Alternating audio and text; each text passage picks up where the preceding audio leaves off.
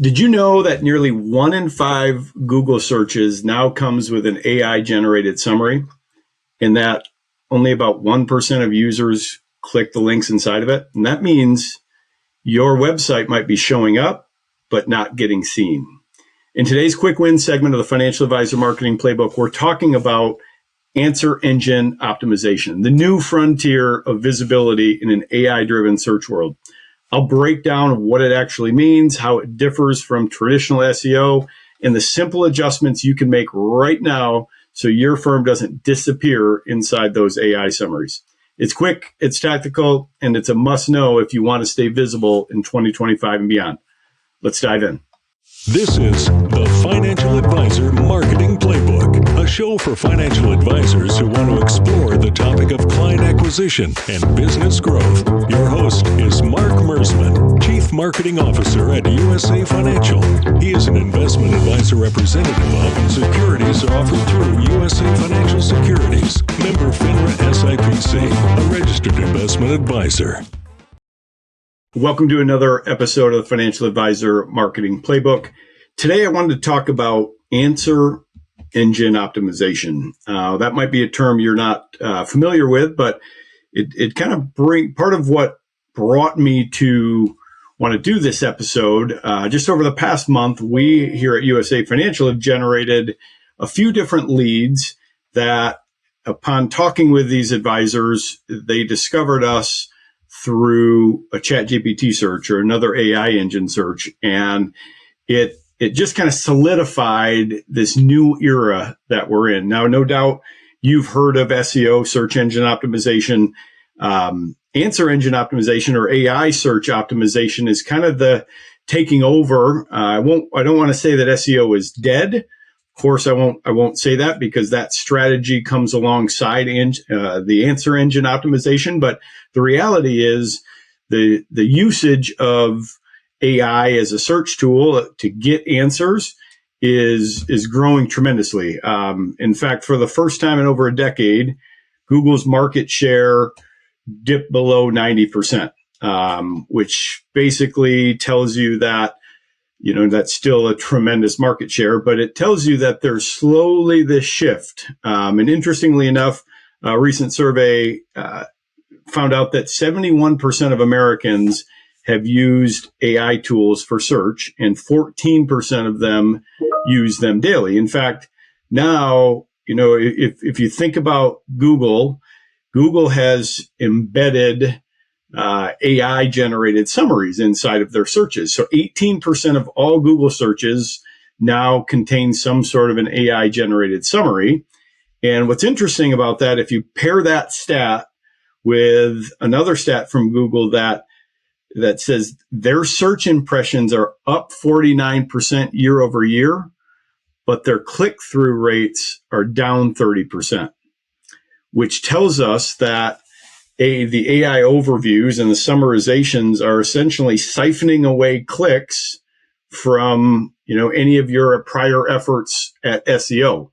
And so we really want to start thinking about, within your website strategy, exactly what we can do to surface in some of those searches. So let's talk a little bit about some foundational ideas that you're going to want to think through as you think about, hey, I want to be one of the advisors that shows up in some of these searches that are being done. So the first is to really focus on user intent.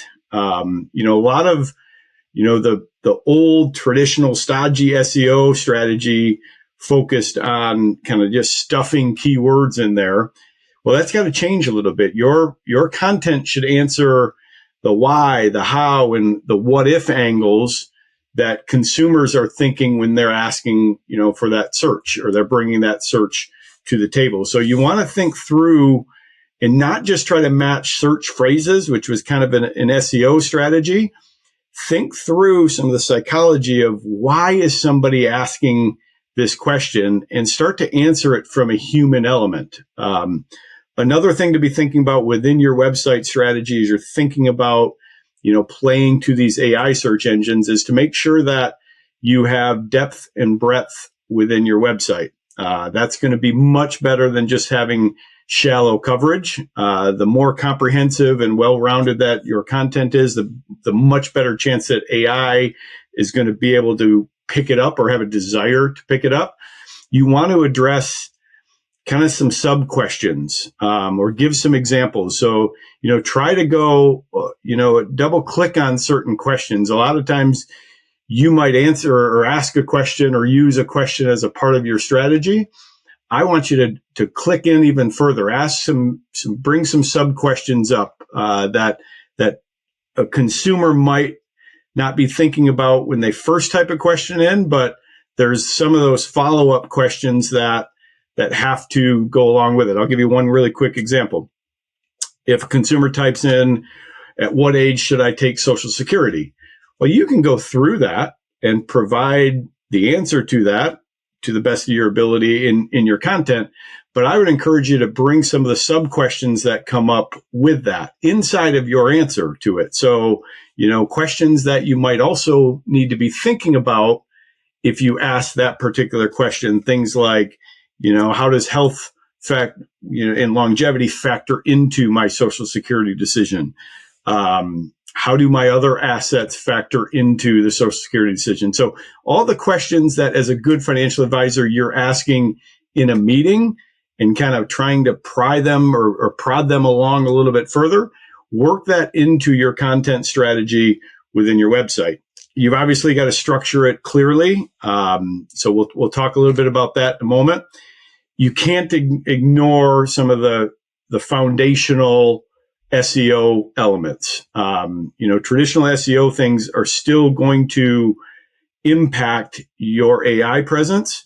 But you'll want to just, make sure that you're thinking slightly different around the content and focusing a little bit more on a natural conversation. A big one right now, and this is one that I would stress to you, is earning some of the external trust in citations. So if other credible sources see you as an authority, whether they're citing your website or they're quoting you in an article, that is only going to enhance your efforts to get on, to be captured inside of some of these AI searches. So if you've gotten some of that exposure, you'll want to bring that into your website in some way, shape, or form. That's just a good practice anyways to establish credibility with prospective clients, but it also becomes even more important when we're thinking about answer engine optimization. And the other big thing is staying up to date and maintaining fresh content.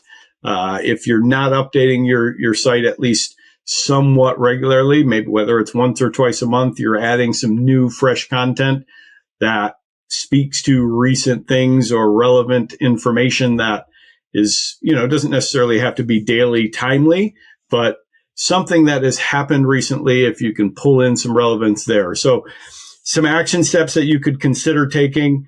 The easiest one that I think everybody should be thinking about is adding some frequently asked questions or a Q&A section within your website as a standalone page, but you can also do that in all of your blog content. So, if you're writing an article, summarize it at the bottom or add some questions that would be relevant to the context of that particular blog article. 3, 4, 5, 6 questions, add that sort of thing, because AI is really looking for simple, easy, digestible questions that you go into with some answers. So think about that. You have to write in a concise manner. You have to do it in a natural tone. So avoid using some of the really stuffy AI content that, really feels a little bit spammy, or it's a weak AI generated content. You really need to put some of your own language and verbiage in there to make it feel really natural.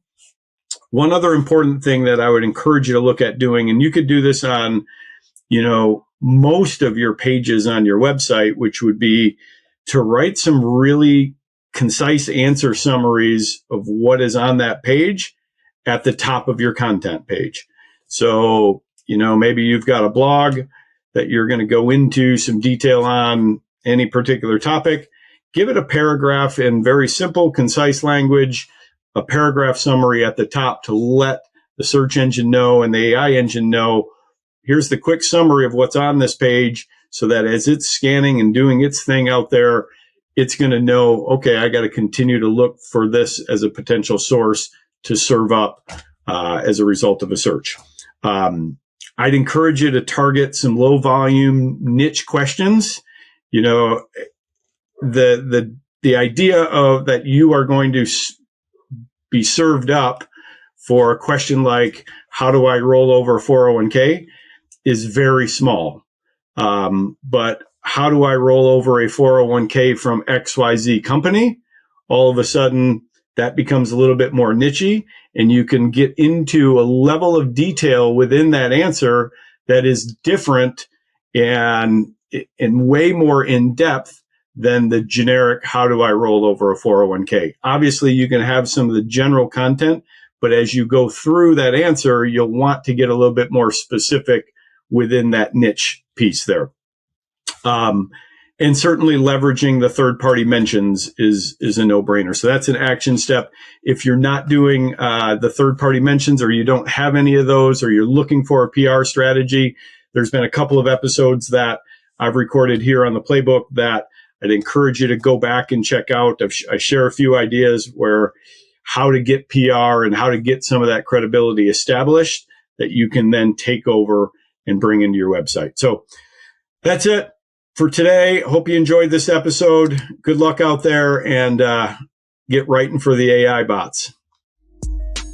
This information is for licensed financial professionals only and is not intended for use in soliciting sales from the public. The views expressed represent the opinions of the presenter or their featured guest, not necessarily those of USA Financial or its affiliated subsidiaries. Industry references are generic and are not intended to represent actions or beliefs of any individual or entity. Content is only presented to illustrate general principles, beliefs, or ideas and should not be construed as legal or regulatory advice. Trademark and copyright protected. USA Financial and Affiliates.